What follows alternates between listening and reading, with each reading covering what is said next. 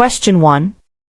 A social worker begins a new therapeutic relationship with a client who has a history of trauma. The client expresses a desire to quickly delve into the most painful aspects of their past. What is the best initial action for the social worker? A.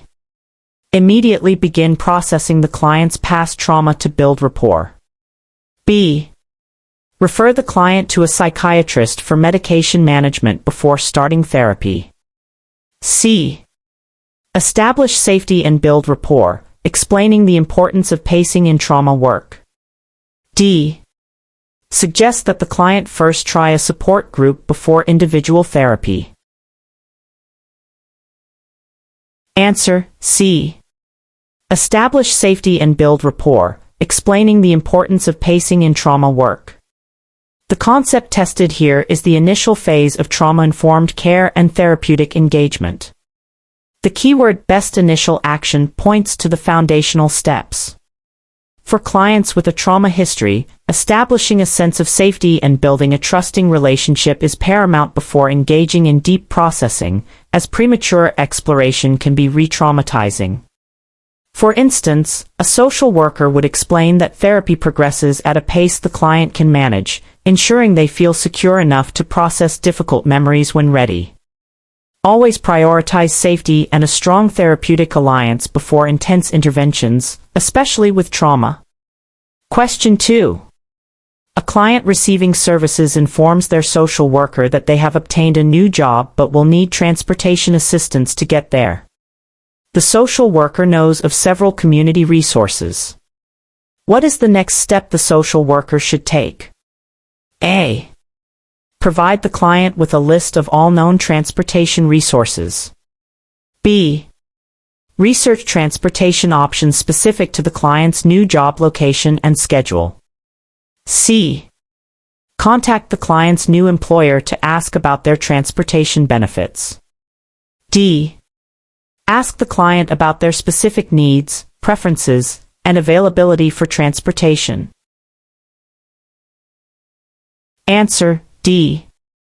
Ask the client about their specific needs, preferences, and availability for transportation.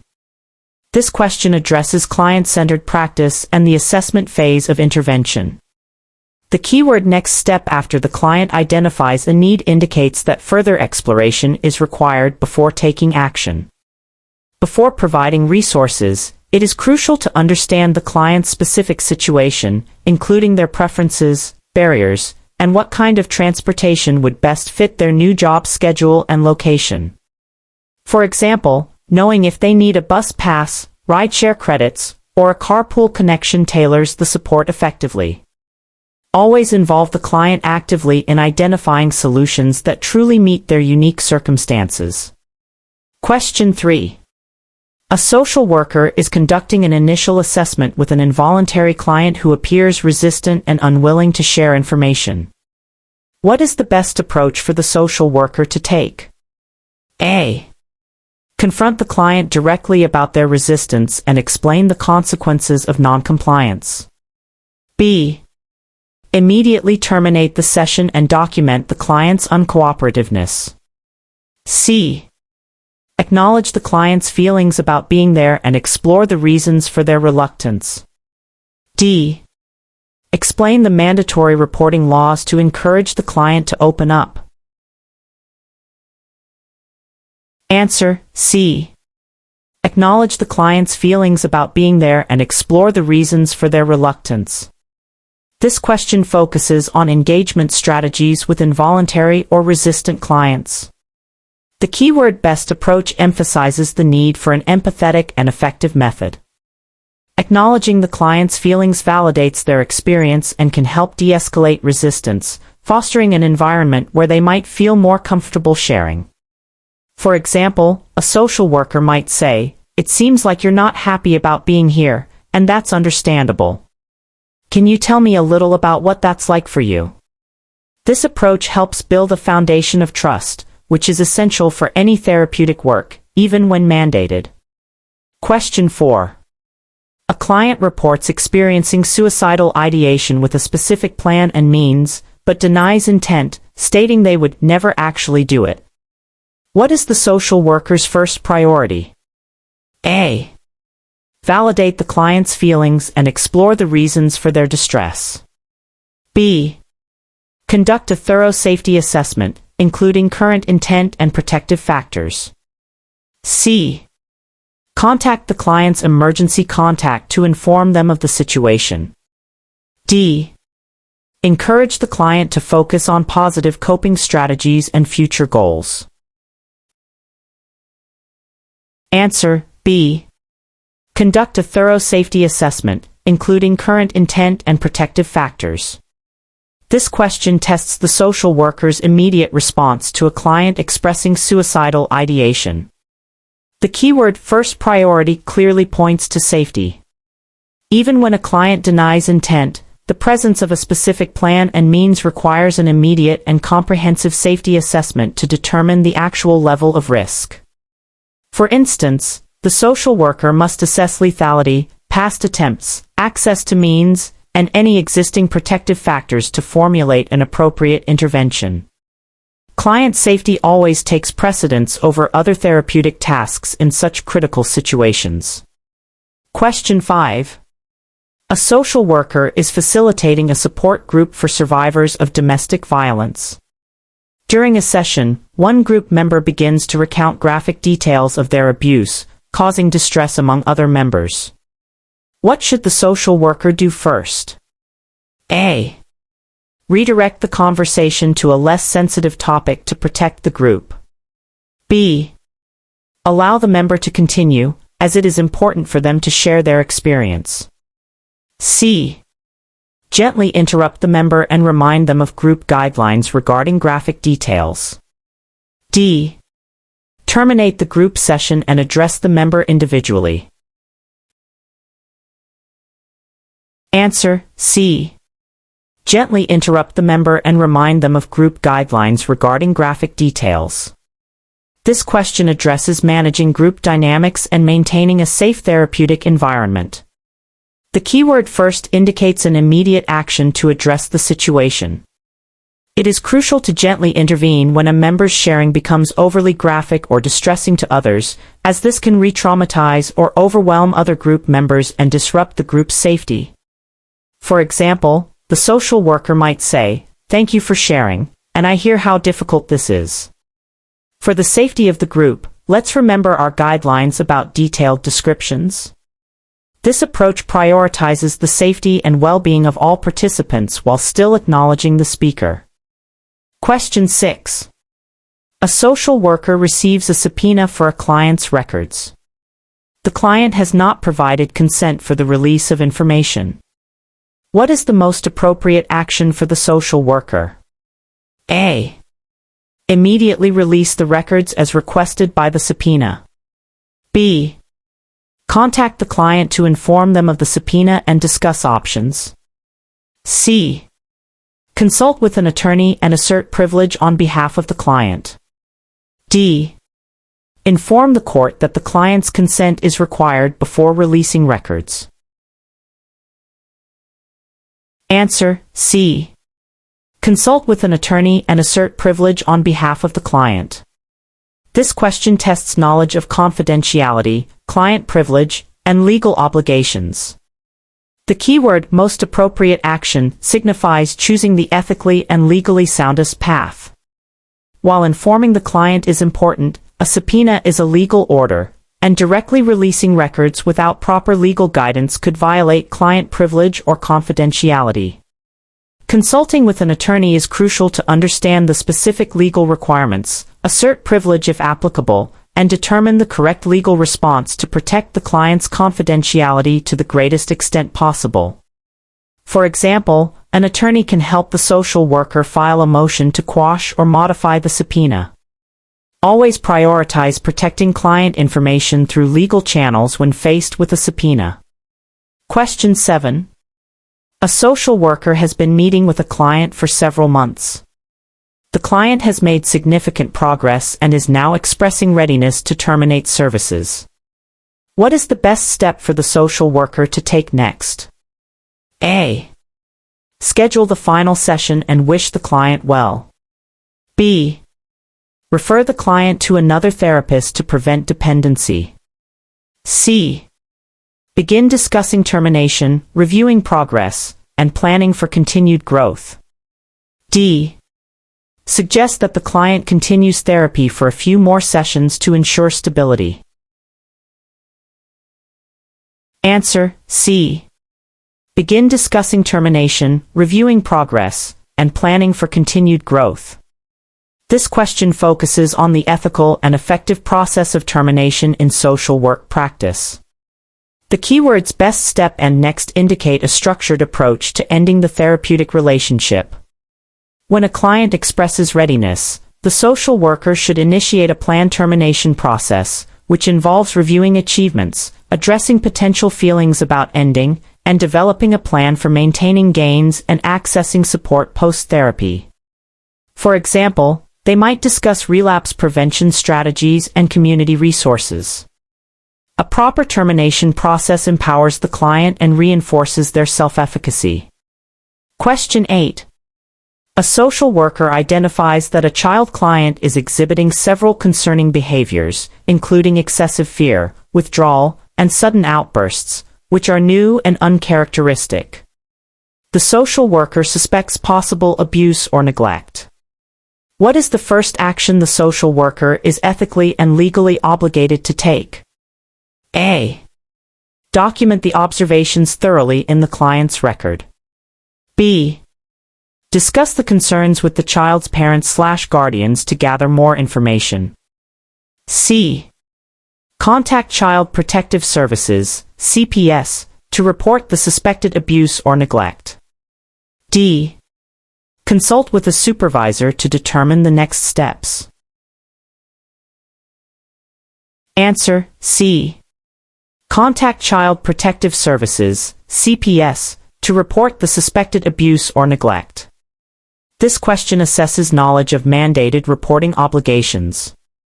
The keyword first action highlights the immediate legal and ethical duty when abuse or neglect is suspected.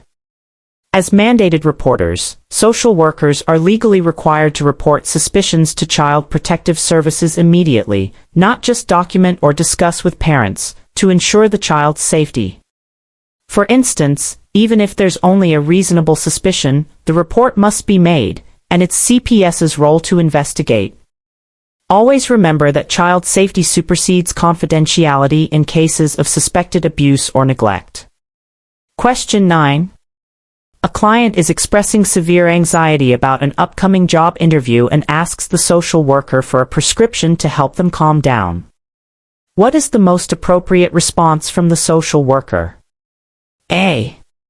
Explain that social workers cannot prescribe medication and offer to explore coping strategies. B. Suggest the client try over-the-counter relaxation supplements. C. Tell the client to see their primary care physician for a prescription. D. Contact a psychiatrist directly to get a prescription for the client. Answer: A. Explain that social workers cannot prescribe medication and offer to explore coping strategies. This question tests the boundaries of a social worker's scope of practice. The keyword most appropriate response focuses on ethical and competent practice. Social workers do not have prescribing authority, so it is essential to clearly state this limitation and then pivot to what they can offer, which includes therapeutic interventions for anxiety. For example, the social worker might then introduce breathing exercises or cognitive restructuring techniques. Always maintain professional boundaries and leverage your expertise within your scope, offering to help with relevant psychosocial interventions. Question 10. A social worker is meeting a new client for the first time. The client is reluctant to provide personal history and appears guarded. What is the first goal for the social worker during this initial session? A. To identify the client's primary diagnosis and begin treatment planning. B. To gather a comprehensive psychosocial history from the client. C. To build rapport and establish a trusting, non-judgmental environment. D. To educate the client about the various therapeutic modalities available. Answer C. To build rapport and establish a trusting, non-judgmental environment. This question focuses on the crucial initial phase of the therapeutic relationship. The keyword first goal emphasizes the foundational element needed before any deeper work can occur. For a new, guarded client, establishing rapport and trust is paramount to encourage openness and engagement in the therapeutic process. For instance, the social worker might focus on active listening, empathy, and explaining confidentiality, rather than immediately delving into a detailed history. A strong foundation of trust enables the client to feel safe enough to share their experiences later. Question 11. A social worker is providing individual therapy to a client who reports experiencing suicidal ideation. During a session, the client reveals they have purchased a firearm and have a specific plan for suicide that evening. What is the social worker's most immediate ethical obligation? A. Maintain client confidentiality as long as the client denies current intent. B. Contact the client's family to inform them of the danger. C. Initiate involuntary hospitalization procedures to ensure the client's safety. D. Consult with a supervisor about the appropriate intervention. Answer C. Initiate involuntary hospitalization procedures to ensure the client's safety. This question is about responding to an imminent threat of suicide. The keywords most immediate ethical obligation highlight the critical need for swift action to ensure safety. When a client expresses a specific plan, means, and intent, even if they deny current intent but have taken steps like purchasing a firearm, the duty to protect life overrides confidentiality. For example, the social worker must contact emergency services or arrange for involuntary hospitalization to secure the client's safety immediately. Safety is always the absolute priority in situations involving immediate risk of harm to self. Question 12. A social worker is assessing a child who has been referred due to behavioral issues at school. During the assessment, the social worker suspects that the child may have a developmental delay. What is the next appropriate step for the social worker? A. Recommend that the parents immediately enroll the child in a special education program. B. Share the suspicion directly with the parents and recommend further evaluation. C. Focus solely on the behavioral issues, as that was the reason for referral. D. Provide the parents with parenting strategies to manage the child's behavior. Answer B. Share the suspicion directly with the parents and recommend further evaluation. This question addresses the process of comprehensive assessment and appropriate referrals. The keyword next appropriate step implies moving beyond initial observation.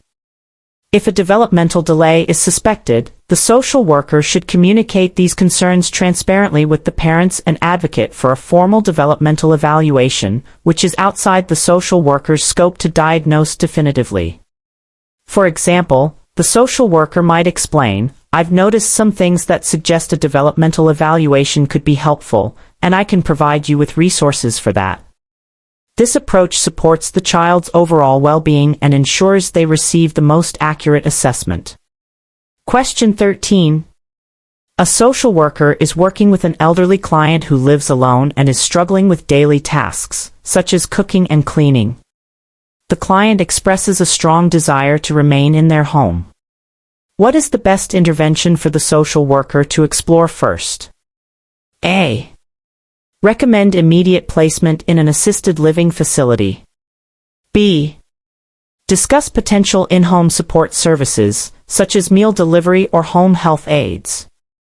C. Encourage the client's family members to move in with them to provide care. D. Teach the client new independent living skills to manage tasks more easily. Answer B. Discuss potential in-home support services, such as meal delivery or home health aides. This question addresses promoting client autonomy and utilizing appropriate community resources. The keywords best intervention and first highlight the importance of supporting the client's stated desire to remain in their home. Exploring in-home support services aligns with the principle of least restrictive environment and client self-determination. For example, introducing options like Meals on Wheels or a part-time home health aide can directly address the identified challenges while allowing the client to maintain independence. Always prioritize interventions that honor a client's wishes and maximize their autonomy whenever safe and feasible. Question 14. A social worker has been providing therapy to a client for several months. The client now expresses feelings of romantic attraction toward the social worker. What is the most ethical action for the social worker to take? A. Immediately terminate therapy with the client. B. Explore the client's feelings within the therapeutic context and reinforce professional boundaries. C.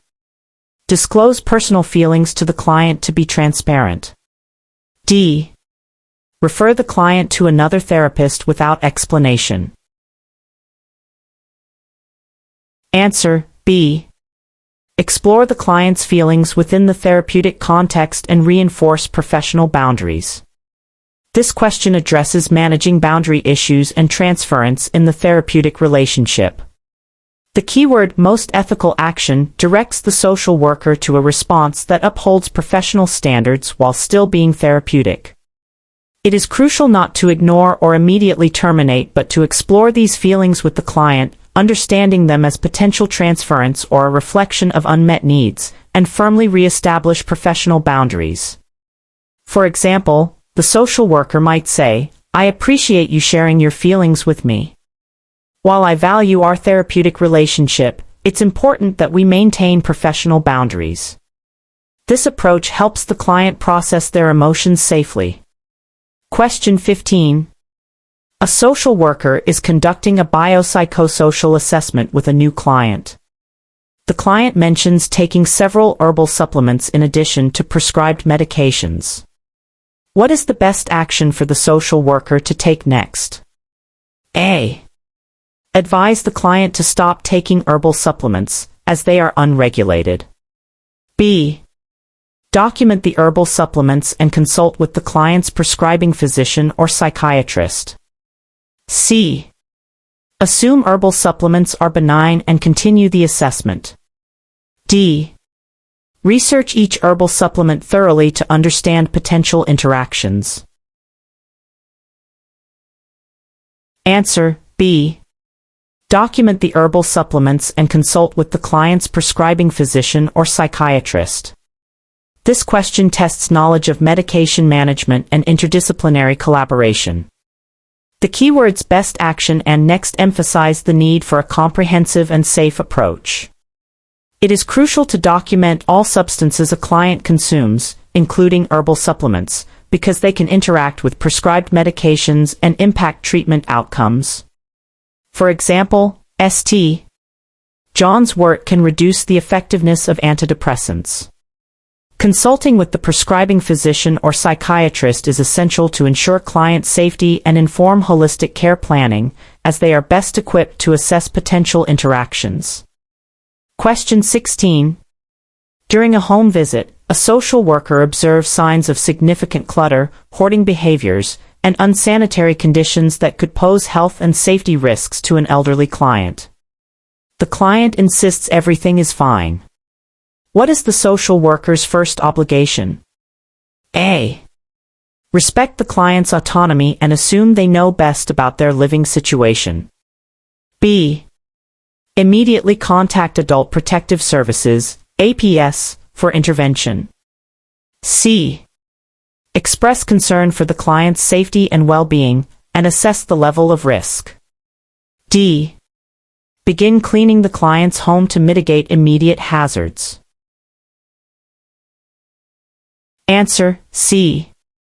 Express concern for the client's safety and well-being, and assess the level of risk. This question focuses on balancing client autonomy with safety concerns, especially with vulnerable adults. The keyword first obligation directs the social worker to an immediate step that respects the client while addressing potential harm. The social worker should express concerns directly and non-judgmentally, then thoroughly assess the level of risk to the client's health and safety, without immediately overriding their autonomy unless the risk is imminent and severe. For example, the social worker might say, "I'm concerned about your safety given the amount of clutter, and I'd like to talk more about how this might impact your health." This assessment guides the subsequent steps, which may include connecting the client to resources or, if necessary, making a report to Adult Protective Services. Question 17. A social worker in private practice notices an increase in client no-shows and cancellations. The social worker is experiencing financial strain as a result. What is the best step for the social worker to take? A. Institute a strict cancellation policy with significant fees for all clients. B. Seek supervision or consultation to explore the issue and develop strategies. C. Increase advertising efforts to attract more new clients. D. Ignore the issue, hoping it will resolve itself over time. Answer: B. Seek supervision or consultation to explore the issue and develop strategies. This question tests self-care, professional development, and ethical practice management. The keyword best step emphasizes a proactive, professional, and ethical approach. When a social worker experiences professional challenges that impact their well-being or practice, seeking supervision or consultation is crucial for ethical self-reflection, problem-solving, and developing appropriate strategies to address the issue. For example, a supervisor could help analyze patterns in cancellations, review scheduling practices, or explore potential issues with client engagement. Consulting helps ensure the social worker's practice remains ethical and sustainable, rather than reactively penalizing clients or simply waiting. Question 18. A social worker is working with a client diagnosed with generalized anxiety disorder, GAD. The client expresses feeling overwhelmed by constant worry and difficulty making decisions. What is the most effective intervention for the social worker to begin with? A. Encourage the client to avoid all stressful situations to reduce anxiety. B. Teach relaxation techniques, such as diaphragmatic breathing or progressive muscle relaxation. C. Challenge the client's irrational thoughts directly using cognitive restructuring. D. Recommend a high-intensity exercise regimen to manage stress. Answer: B. Teach relaxation techniques, such as diaphragmatic breathing or progressive muscle relaxation. This question addresses common interventions for anxiety disorders. The keyword most effective intervention for the social worker to begin with suggests an initial, foundational strategy.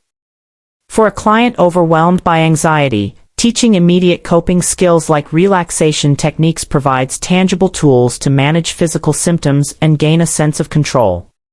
For example, practicing deep breathing can help reduce physiological arousal, making it easier for the client to then engage in more complex cognitive work. These techniques provide immediate relief and build a foundation for further therapeutic work like cognitive restructuring. Question 19. A social worker is leading a therapy group. During a session, a new member shares that they are uncomfortable discussing personal issues in a group setting. What is the best response from the social worker? A. Tell the member that group therapy might not be the right fit for them. B. Encourage other group members to share positive experiences to persuade the new member. C. Acknowledge the member's feelings and explore their discomfort within the group. D. Immediately refer the member for individual therapy. Answer: C. Acknowledge the member's feelings and explore their discomfort within the group. This question addresses managing group dynamics and client engagement. The keyword best response highlights the importance of an empathetic and facilitative approach. Acknowledging the members' discomfort validates their experience and creates a safe space to explore their feelings, which can actually strengthen group cohesion and build trust. For example, the social worker might say, "It's completely normal to feel that way when starting group therapy. Can you tell us more about what feels uncomfortable for you?" This allows for processing the resistance rather than immediately dismissing or removing the member. Question 20. A social worker receives a phone call from a client's relative requesting an update on the client's progress. The client has not signed a release of information for this relative. What is the social worker's most appropriate response? A. Provide a brief, general update without disclosing specific details. B. Inform the relative that confidentiality rules prevent the social worker from sharing information. C. Ask the relative to contact the client directly for information. D. Immediately obtain a signed release of information from the client to speak with the relative. Answer B. Inform the relative that confidentiality rules prevent the social worker from sharing information. This question tests understanding of client confidentiality. The keyword most appropriate response focuses on upholding ethical standards and legal requirements.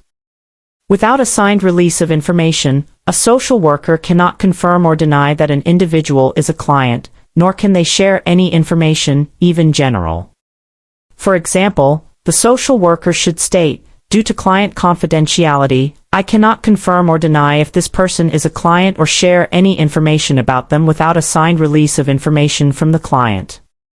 This protects the client's privacy and adheres to professional ethics. Question 21. A client reports experiencing significant work-related stress, leading to difficulty sleeping and irritability. The client has a history of anxiety. What is the first step the social worker should take to help the client? A. Recommend a career change to reduce stress. B.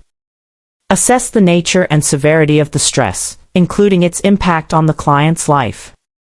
C. Teach advanced mindfulness techniques to manage stress symptoms. D.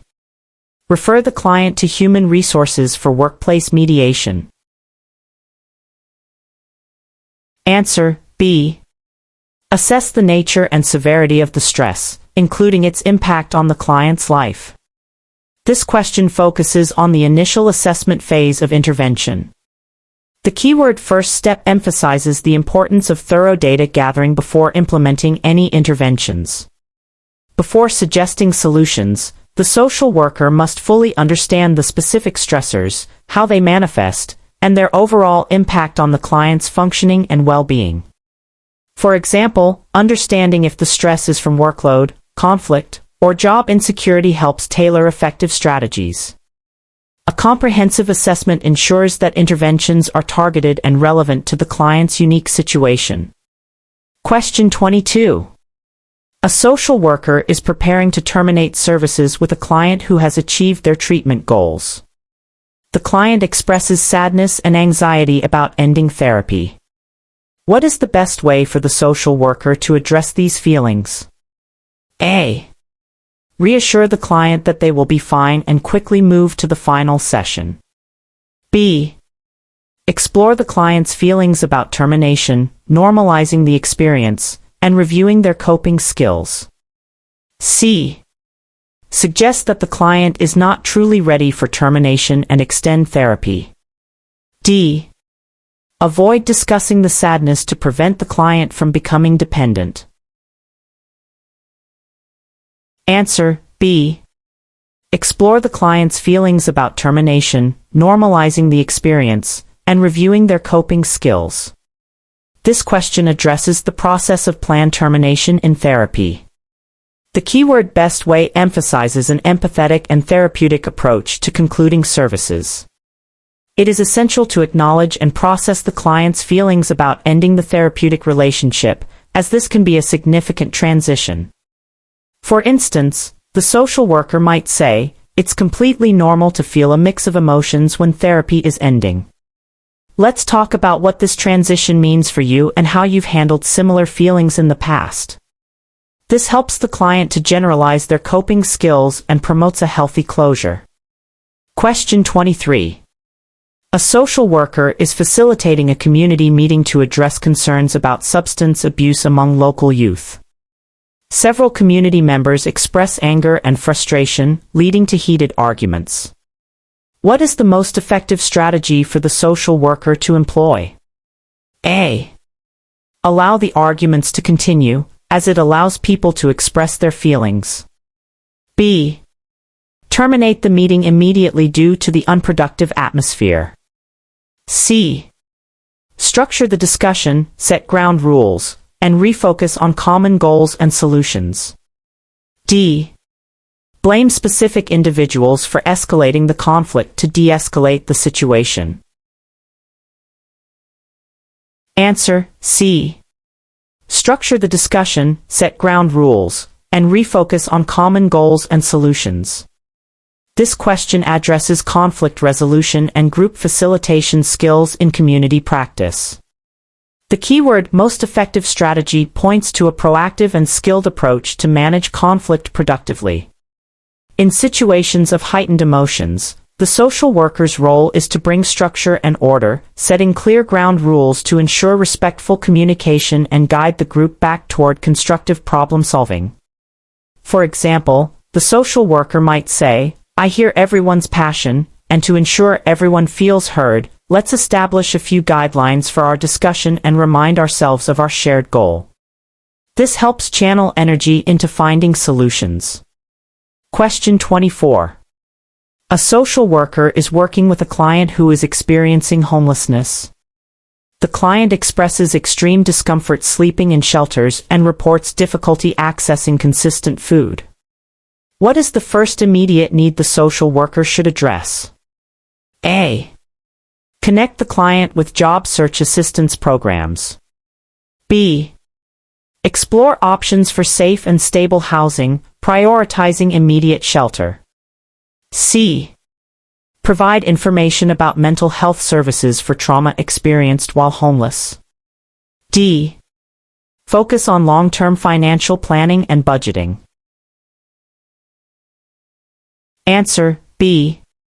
Explore options for safe and stable housing, prioritizing immediate shelter. This question addresses Maslow's hierarchy of needs and basic client safety. The keyword "first immediate need" highlights the fundamental requirements for survival. For a client experiencing homelessness, basic physiological needs like safe shelter and consistent food take precedence over all other interventions. For example, the social worker would work to connect the client with emergency shelters, food banks, or other immediate survival resources before addressing long-term goals or mental health concerns. Addressing basic needs first provides a stable foundation from which a client can then work on other issues. Question 25. A social worker notes that a client consistently intellectualizes their emotional struggles, discussing their feelings in a detached, analytical manner rather than experiencing them. This prevents deeper therapeutic work. What is the best intervention for the social worker to use? A. Challenge the client's intellectualization directly, telling them to feel their feelings. B. Reflect the client's intellectualization and gently explore what might be underneath it. C. Interpret the intellectualization as resistance and attempt to break through it immediately. D. Provide the client with psychoeducation about defense mechanisms. Answer: B. Reflect the client's intellectualization and gently explore what might be underneath it. This question addresses working with defense mechanisms like intellectualization. The keyword "best intervention" points to a therapeutic approach that encourages deeper emotional processing. Rather than directly challenging or confronting, which can increase resistance, the social worker should gently reflect the client's pattern of intellectualizing and explore the underlying reasons for it. For example, the social worker might observe, "I notice you're describing your feelings very analytically, as if you're observing them from a distance. What does it feel like to talk about them this way?" This non-confrontational approach helps the client gain insight and gradually connect with their emotions more directly.